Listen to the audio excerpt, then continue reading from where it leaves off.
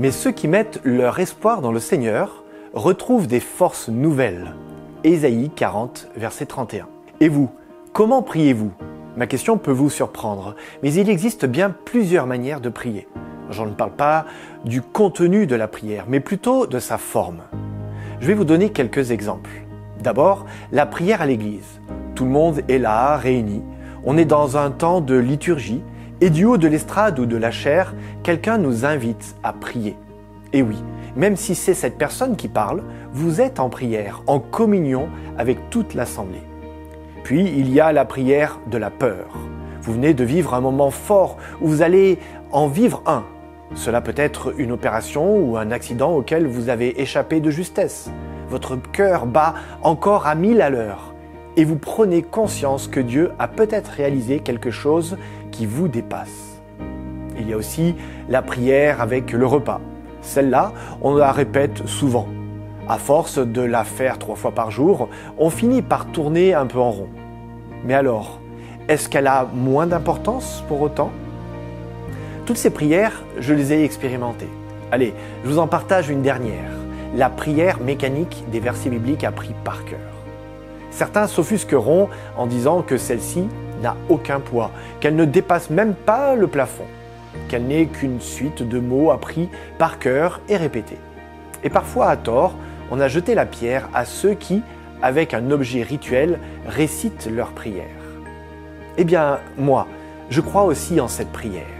Quand j'étais enfant, tous les jours, je me mettais à genoux au pied du lit de ma tante et je récitais ce verset.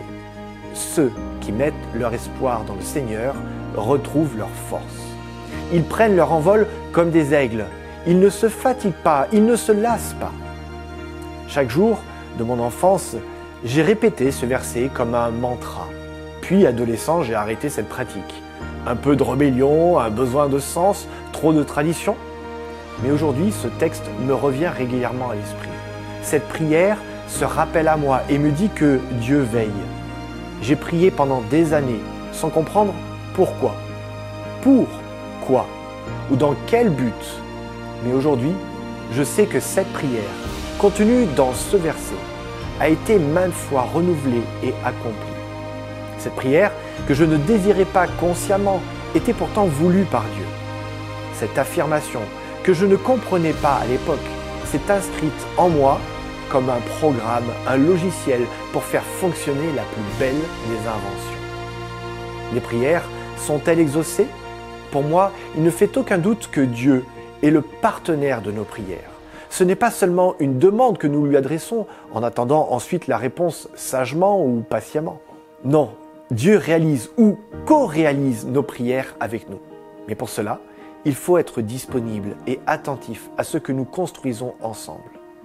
Oui, Dieu a toujours renouvelé mes forces quand j'étais prêt à me tourner vers lui et à bâtir des projets avec lui, en collaboration. Alors, comment voyez-vous la prière ? Un rituel, une formule magique, une demande insistante pour être exaucée ? Des versets à apprendre ? Le silence ? La lecture biblique ? Peu importe la forme qui vous parle ou qui vous convient selon les circonstances, une seule chose est essentielle. Est-ce que cette prière, vous la construisez avec Dieu ?